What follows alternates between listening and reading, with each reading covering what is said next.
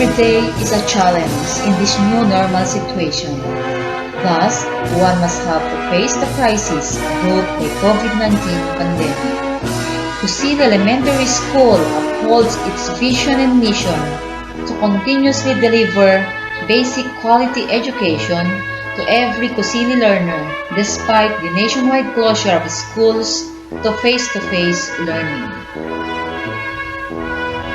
Now comes the day to virtually celebrate a momentous event on the lives of Batch 2021, their graduation day.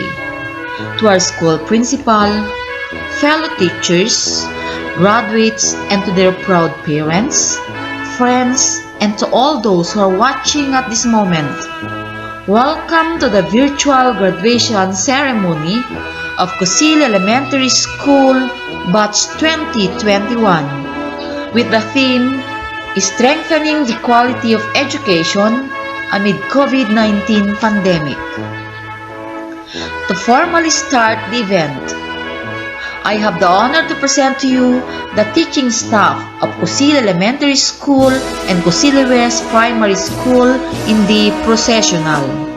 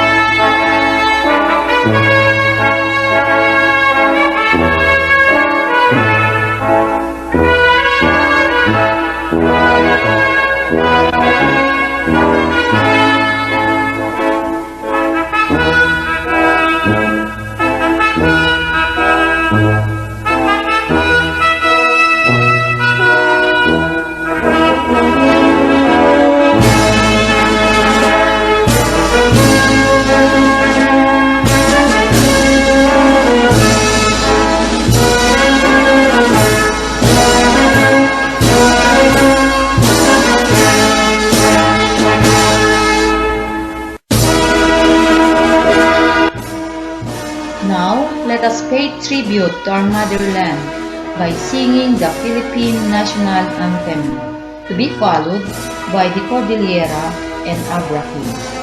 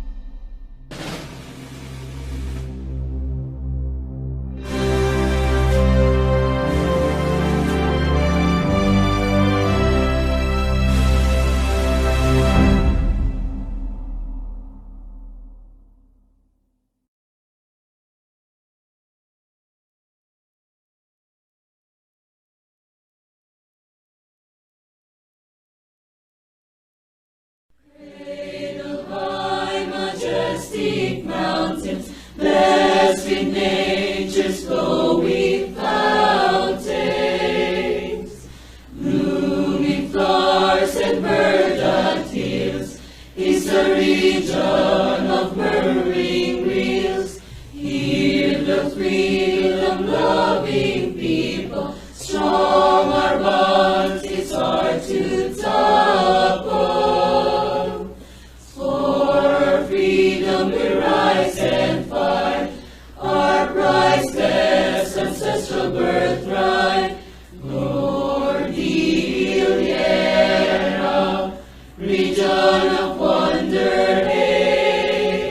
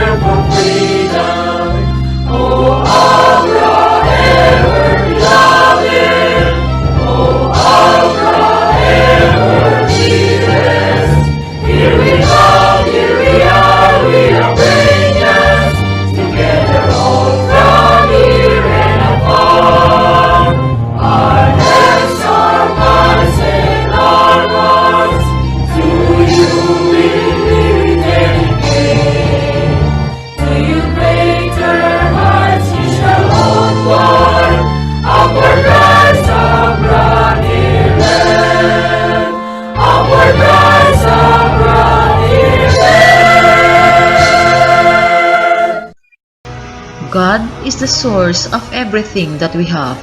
May we all unite in praising His name through a prayer to be given to us by Mrs.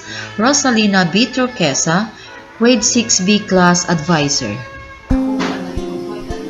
Dear God, we pray for our graduates today and lift them before you.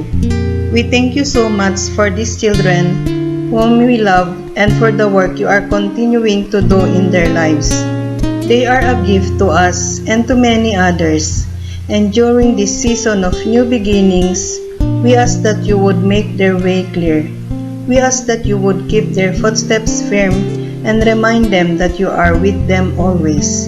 May they sense the freshness of your spirit over their lives in amazing ways. May they be strengthened, instilled with hope for the new roads you have in store. And today, again, we release our children straight into your tender care because we know that's the best place they could ever be. We thank you in advance for all you have in store for them this day, for this year, for their lives. Amen.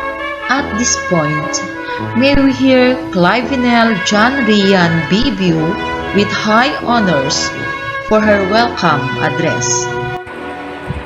Our respected guest of honor, our beloved principal, Mr. Wendelino T. Arias, our patient and loving teachers, our ever-supportive parents, my fellow graduates, ladies and gentlemen, good morning and welcome to this special occasion of our lives. Today is a very special day, especially to us who are from grade 6 class of COSILI Elementary School. For today marks the end of our struggles in elementary education, and it also opens another road for us to pass to a higher level of education. We welcome you, our dear guests, to celebrate with us this special day in our lives as we go on with our endeavor to become good citizens and that our beloved school and barangay will be proud of someday. To our dear parents who are patiently and lovingly guide and help us as we make our journey to attain our goals, we thank you and welcome you to be with us on this special occasion. Once more to all of you, welcome, welcome, welcome. And now, to do the honors of presenting the candidates for graduation, may we have our school principal, Mr. Wendelino T. Arias, to be accepted by Mr. Francisco A. Castillo, Public School District Supervisor, and to be confirmed by Ma'am Hedwig M. Belmes, CID Chief. Good morning, everyone. In my capacity as the school principal one of COSILI Elementary School and COSILI West Primary School, I have the honor to present to you the candidates for completion of COSILI Elementary School this school year 2020-2021. It's composed of 27 boys and 18 girls. I hereby certify that they have satisfactorily completed all the requirements prescribed by the Department of Education under the K-12 curriculum. Sir, for your acceptance. Having been presented and certified by your school head that you have satisfactorily completed all the requirements prescribed by the Department of Education under the K-12 Basic Education Curriculum, I hereby accept your graduation this July 2021 and recommend its confirmation to the school's Division Superintendent Representative, Mrs. Hedwig M. Belmes, the Chief of the Curriculum Implementation Division and our Action Officer of Bangued District. Having been presented and accepted that these candidates for completion have satisfactorily completed all the requirements prescribed by the Department of Education on K-12 Basic Education Program. By the authority vested in me, as the Chief Education Supervisor of the Curriculum Implementation Division of the Schools Division of Abra, I hereby confirm you completers this school year 2020-2021. With all the privileges appertaining thereto, you can now enroll as grade 7 students to any public or private secondary schools in the country. Congratulations! Certificates are the tangible evidence of the endeavor one engaged in. Ladies and gentlemen, it is my honor and privilege to present to you the graduates in the distribution of certificates. For grade 6A, under the advisory class of Mrs. Marilyn A. Panelo, Carla Lutz E. Acosta, son of Mr. and Mrs. Godfrey and Rachel Espiritu Acosta of Talamiao, COSILI West. R.V. Jade L. Barras, son of Mr. and Mrs. Jessie and Aurelyn Librado Barras of Buaya, COSILI West. Prince Shaniel V. Barreras, son of Mr. and Mrs. Sherwin and Princess Valianta Barreras of Baluarte, COSILI East. Dieter C. Bermudez, son of Mr. and Mrs. Ernesto Jr. and Cela Claor Bermudez of Baluarte, COSILI East. Rashid S. Bernese, son of Mr. and Mrs. Alfredo and Josephine Santa Maria Bernese of Barbarit, COSILI East. Mark Lawrence Bibio, son of Mr. and Mrs. Jerry and Manilyn Banyubio of COSILI East proper. Ariel B. Cabang, son of Mr. and Mrs. Daniel and Edna Balubar Cabang of Talamiao, COSILI West. Steven Leonard G. Cabuslay, son of Mr. and Mrs. Eric and Raquel Gonzalez Cabuslay of COSILI East proper. Larik B. Coria, son of Mr. and Mrs. Roderick and Laarni Duemio Coria of Talamiao, COSILI West. Kurt C. Guerrero, son of Mr. and Mrs. Roger and Isa Marie Coria Guerrero of Sapdaan, COSILI West. Kyle Jasper B. Santa Maria, son of Mr. and Mrs. Kenneth and Rhea Baay Santa Maria of Barbarit, COSILI East. Cyber Joel R. Torquesa, son of Mr. and Mrs. Joel and Catherine Rafael Torquesa of Buaya, COSILI West. Isteni C. Almienda, daughter of Mr. and Mrs. Joey and Lorena Baay Almienda of Barbarit, COSILI East. Kylie Victoria G. Ballesta, daughter of the late Joel Ballesta and Mrs. Ruby Gawat Ballesta of Buaya, COSILI West. Chantel Matea B. Bartolazo, daughter of Mr. and Mrs. Wesley and Margie Benemerito Bartolazo of Sapdaan, COSILI West. Cecia Jean A. Belisario, daughter of Mr. and Mrs. Alexander and Mary Jane Alvarez Belisario of COSILI East proper. Clivenel John Rian B. Biu, daughter of Mr. and Mrs. Nes Vichunel and Claire Ann Boreta Biu of Baluarte, COSILI East. Princess Jessa B. Dumalanta, daughter of Mr. and Mrs. Nino and Bernadette Bobias Dumalanta of Barbarit, COSILI East. Danica Angel T. Jimenez, daughter of Mr. Johnson Jimenez and Miss Rhoda May Torquesa of Buaya, COSILI West. Cypress Venice Alicia B. Pilarta, daughter of Mr. and Mrs. Jeffrey and Annalyn Bugtung Pilarta of Palungaping, COSILI West. Roma C. Pudol, daughter of Mr. and Mrs. Ronnie and Marilu Castaño Pudol of La Paz, Abra. Ashley B. Santa Maria, daughter of Miss Marinel Santa Maria of Turud, COSILI East. For grade 6B, under the advisory class of Mrs. Rosalina D. Torquesa.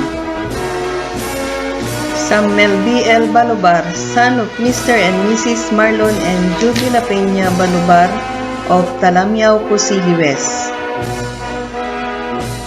Christopher J. B. Benauro, son of Mr. and Mrs. Roderick and Christine Ann Bueno Benauro of Salsalamagi, COSILI West. Gerald D. Benauro, son of Mr. and Mrs. George and Darrell de Peralta Benauro of Sagsagat, COSILI West.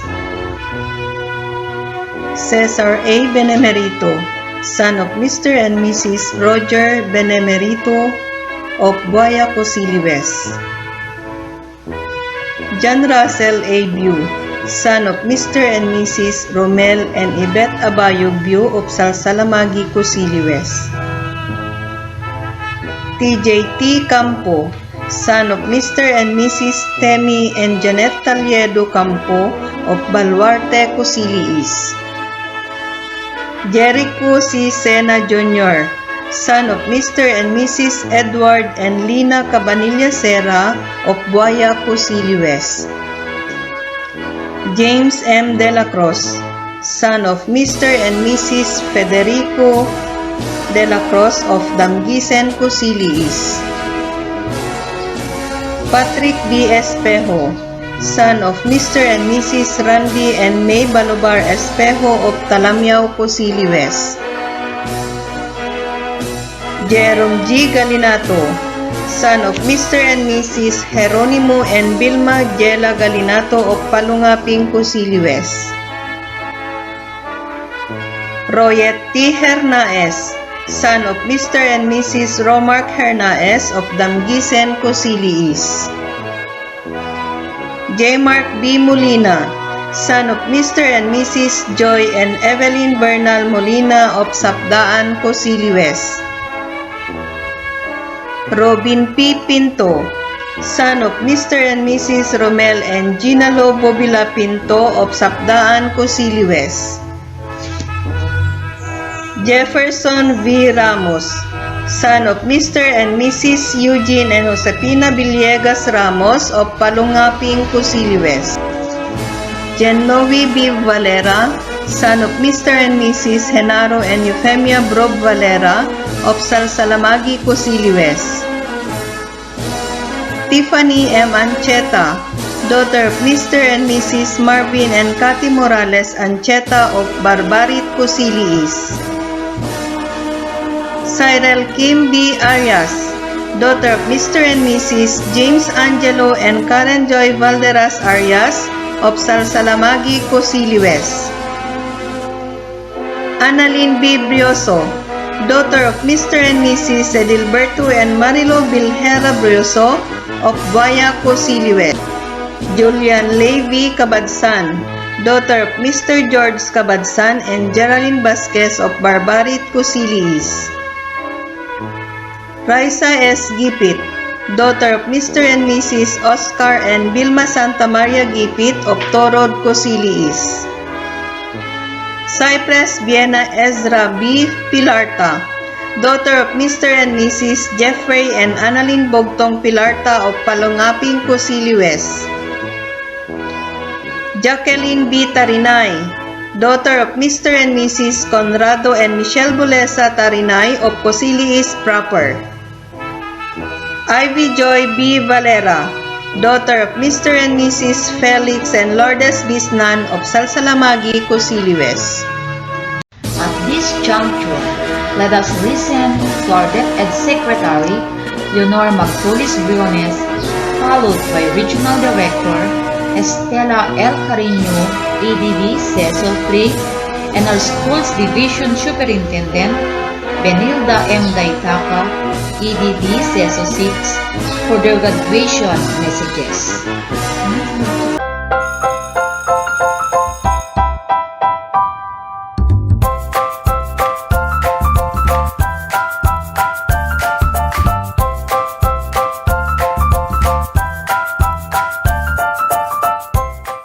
Good day to each and everyone who is attending virtually present at this time of our graduation ceremonies for our beloved and very precious graduates for the school year which ends at this time. First of all, I'd like to greet the parents and family members without whose sacrifices, whose reminders, and whose participation in the learning process for our graduates have resulted in this culmination program. This year, your role has changed drastically, where we've always believed that the matter of educating our children rests nearly exclusively on our teachers and our staff. This time, you parents, you family members, you who are in the households of our learners have expanded your role and contributed to this wonderful day wherein finally, our learners are graduating in this culmination exercise. So congratulations, because this year has not been very easy, has not been a picnic for our teachers, for our family members, as well, especially the parents, mothers, fathers, sisters, brothers, and all who have contributed to the achievement of our learners at this time. So, maraming salamat at congratulations, parents and family members. Mas malaki ang role ninyo at this time compared to earlier graduation exercises.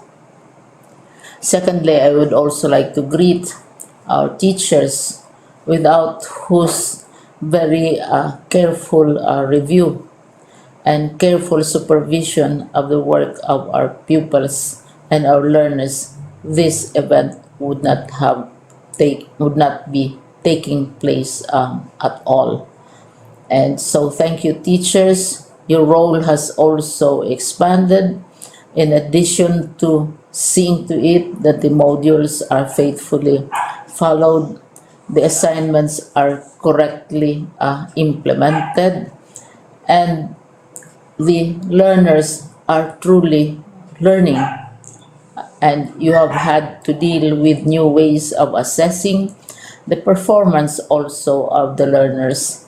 So congratulations, teachers, for enduring, for your patience, for your love for our learners, and your willingness to engage in a way and methods of teaching which are different from those which are used to. Assessment must have been especially difficult for you, especially since you were not able to see most of the time our students in face-to-face meetings, and most of the meetings, of course, were virtual. We'd also like to thank the local government units for their interest, for their cooperation, and for their continuing contributions to the needs of education, even as our children do not go to school.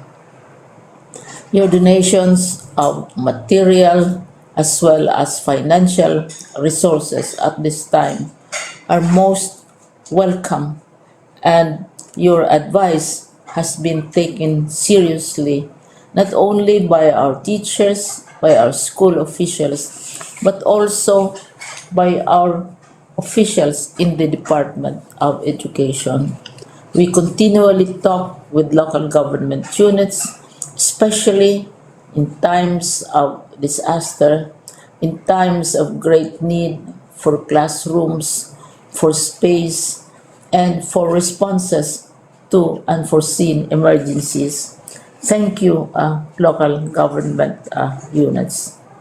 But of course, most of the congratulatory greetings fall on the deserving graduate. Each and every one of you is truly special.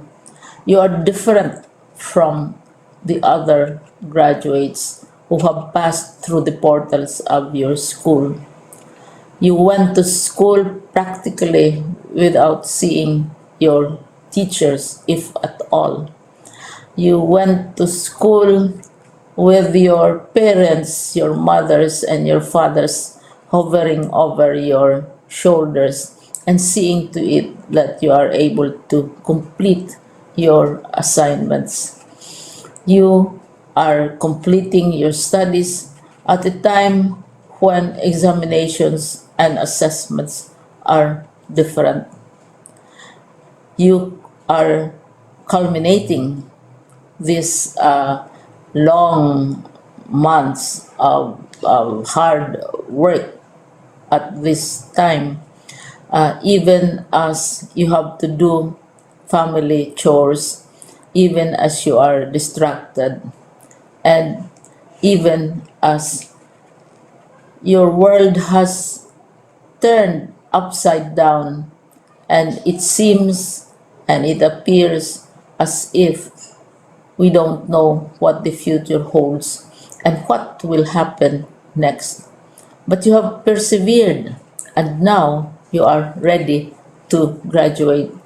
And therefore, you deserve each and every bit of congratulations from us in the Department of Education, from your parents and family members, your teachers, from the officials in local government, as well as in the parent teachers associations. You deserve each and every single congratulatory pat on your back, each hug virtually, of course, and each greeting, which I am sure you are also receiving virtually. I don't know if you will remember this event many, many years from now. I have tried to recall myself who our graduation speaker was when I finished high school and when I finished my college studies. All I remember is that the graduation speaker was someone important, someone who was invited because that someone is supposed to give a message. What was more important to us graduates at that time was the excitement of the celebrations, the happiness and the joy of our parents, the sadness of parting from our classmates and from our teachers, and the enjoyment of all the graduation events that usually take place come commencement day. When I was a college student, we had a series of events which were designed to embed in our minds, which were designed to help us remember and not forget our days in college. We would spend one whole day going around the campus, visiting the classrooms, saying goodbye to our teachers, and sharing memories. We would have bonfires to say goodbye to each other. We had baccalaureate services where we committed ourselves to God and we prayed for guidance when we go out into the world. So many celebrations, and the speaker, of course, is the least important and easily forgotten component of the graduation exercise. Nonetheless, I will exert all efforts to share with you what I see are things or issues which a graduate should remember and recall. I have said that you are very special. You are very different You are pioneering. There has been no other class like your class.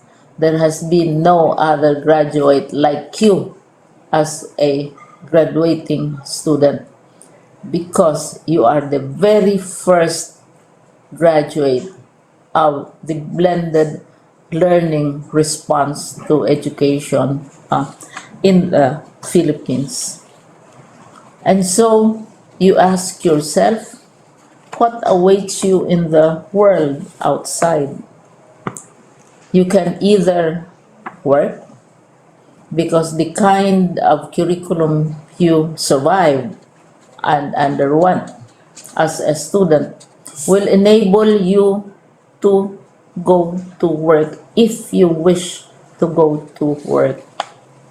Some of you will proceed to further studies, and this would be a wonderful thing because there are many opportunities for further expanding your knowledge, for further answering and looking for explanations of issues, events that make you curious, especially in science, in technology, and also in the arts.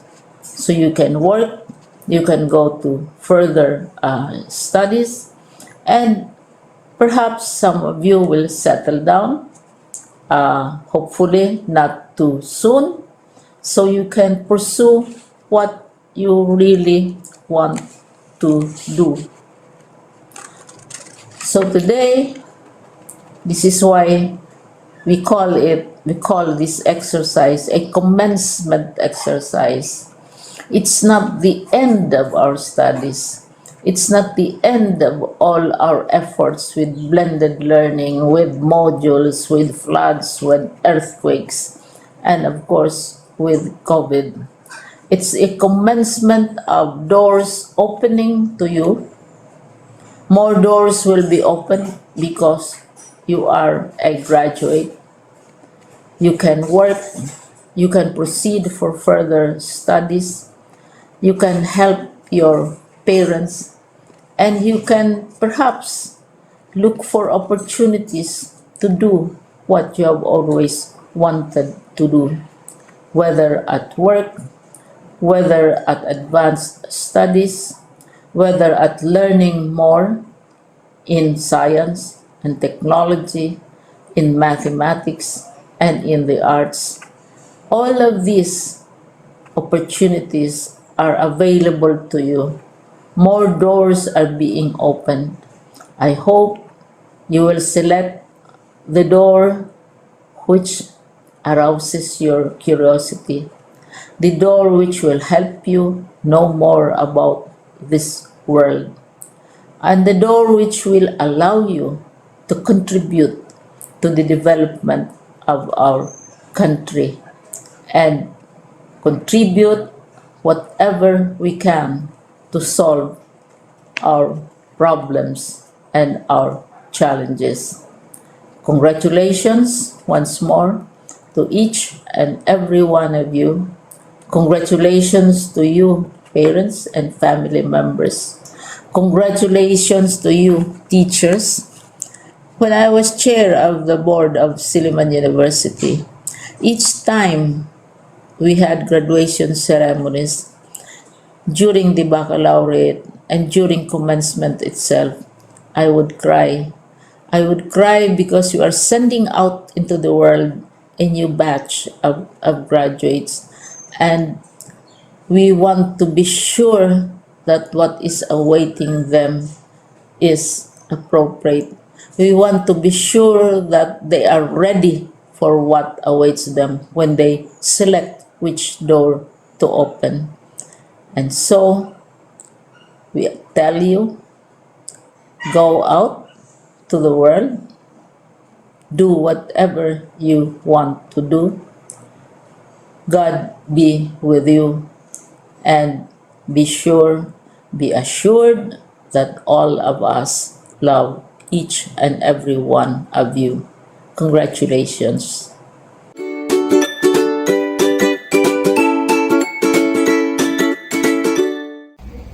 I congratulate all the graduates and completers of school year 2020-2021.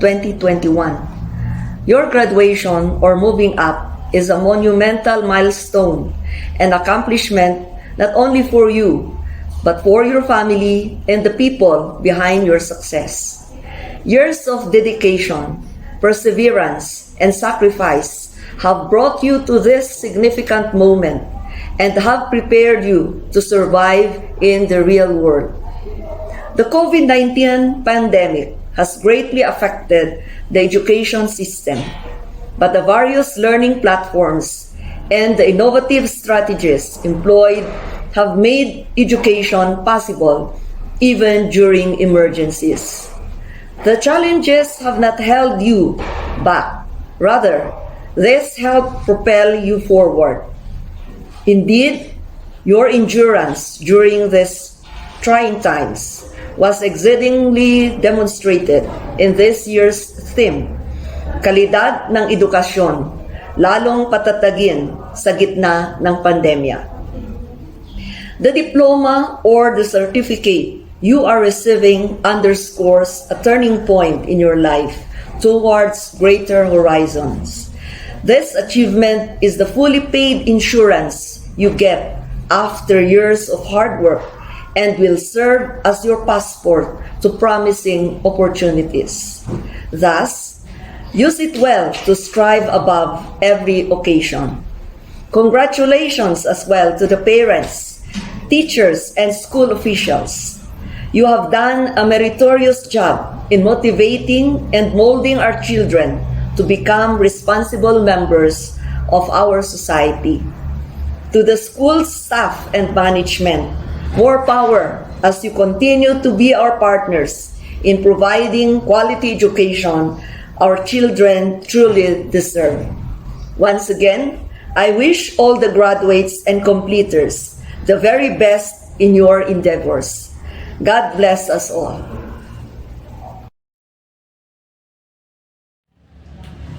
My heartfelt congratulations to all of you, senior high school graduates, kindergarten, grade 6, and grade 10 completers of this school year 2020-2021. You are the best example of resilience in steering through the adversity and disruption. Even if COVID-19 is here to stay, you have proven your agility in bouncing back bravely. I am honored to take part in celebrating your success in the completion of all the rigorous requirements of the new normal setup of learning. Thus, you have made it to the roles of confirmed graduates and completers. You have reached this far, yet you can reach farther as more doors of challenges and struggles may open for you. More wider opportunities may also await you. You may not be able to climb up the stage and be able to hear claps and cheers from classmates, friends, and relatives. But please feel in your hearts that we, your teachers and school heads, including your parents, feel so happy and proud for your achievement. Keep your hope burning, your passion shining, and your dreams alive so that you can continue to share your energy, thoughts, potentials, and empathy with your peers, with your family, with your community, to the nation, and to the world. Your graduation is a great occasion to celebrate. This is a proof that the Department of Education continuously keep on strengthening quality education amid COVID-19 pandemic. You have dared to overcome the fears of how can learning take place at these times. You have leaped out of the limits of your comfort zones and welcomed the challenges of distance learning. You courageously and willingly participated in the innovations and new ways of learning. Now, you helped light the torch that will lead to better and developmentally appropriate practices of gaining knowledge, honing one's skills, discovering one's potentials amid this crisis the world experiences right now. May you continue to live by your resilience, be guided by your strong determination, and be motivated by your capabilities that amid the COVID-19 pandemic, you can hold still and keep on moving forward with care and compassion toward fellow men. Please join me in expressing gratitude to your parents, teachers, and school heads who toiled alongside you through normal and disrupted situations.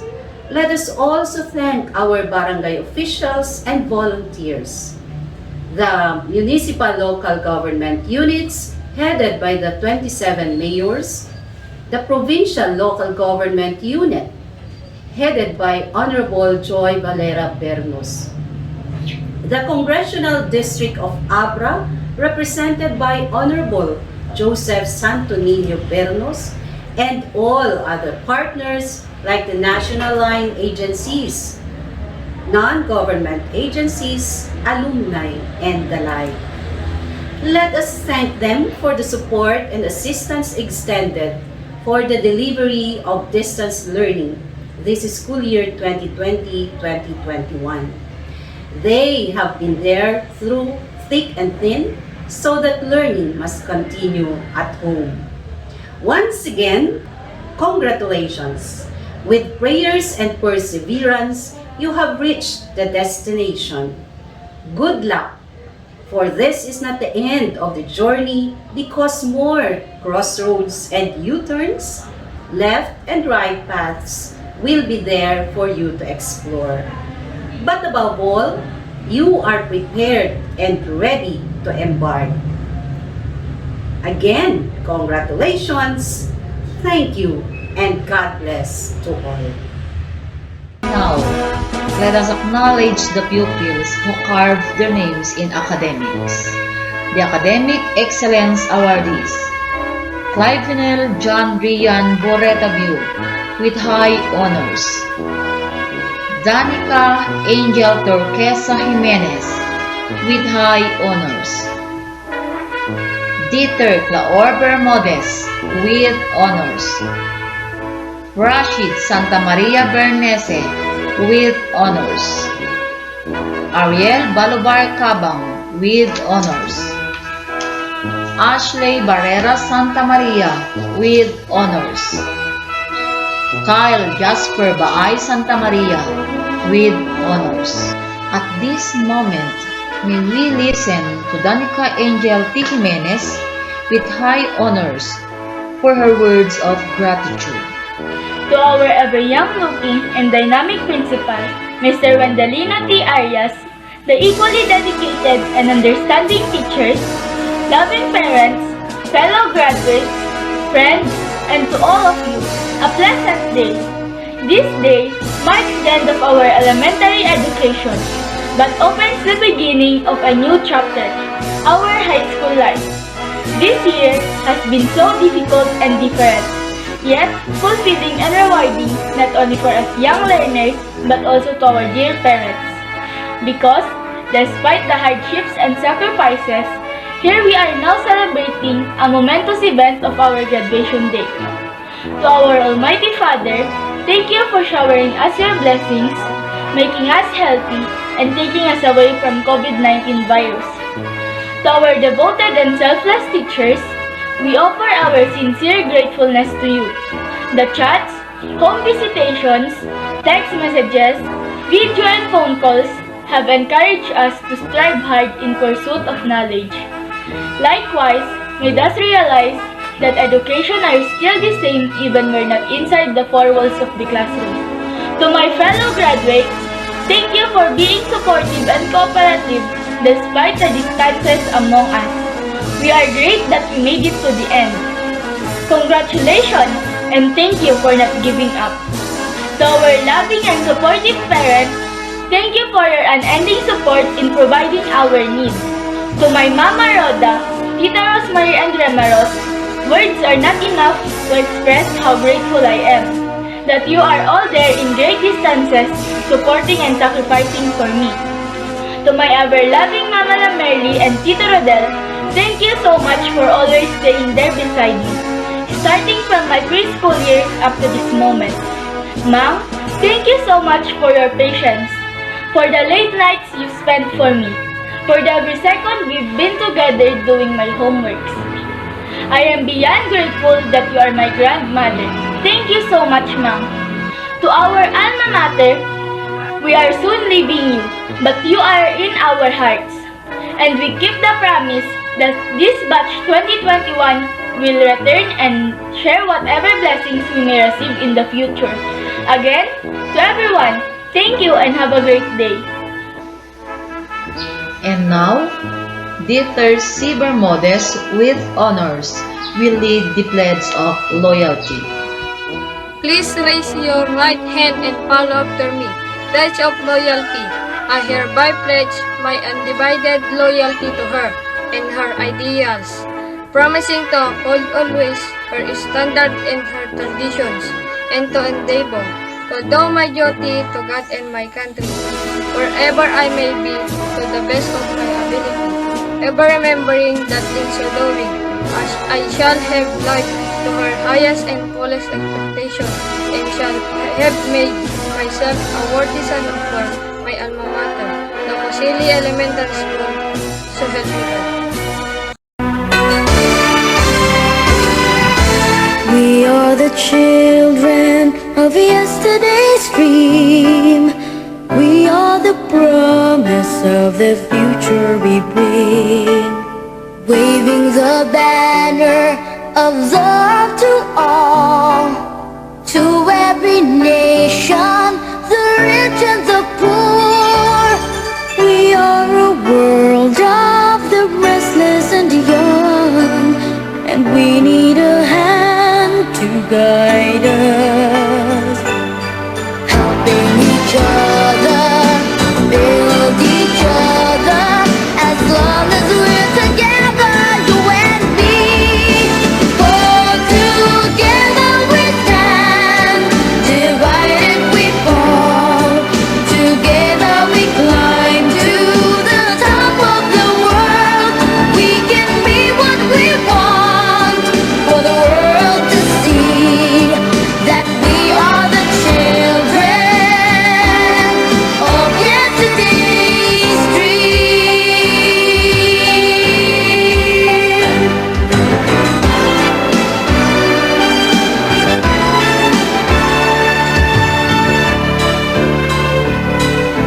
We have the yearning to do what is best, be someone special from all the rest. Nation and brothers in unity, building tomorrow for you and for me. We are a world of the restless and young, and we need a hand to guide us, helping each other, build each other, as long as we're together, you and me.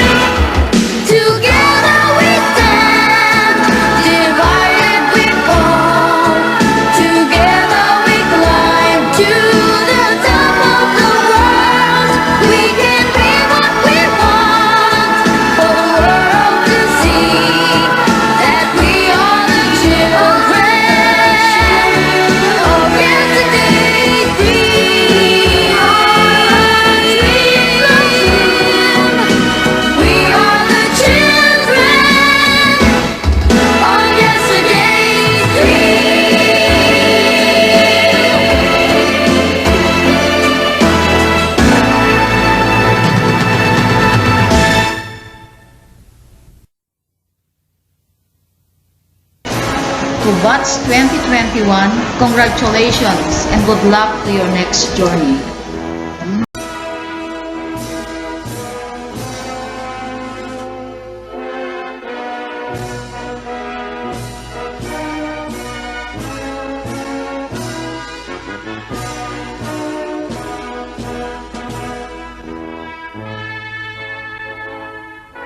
Thank you.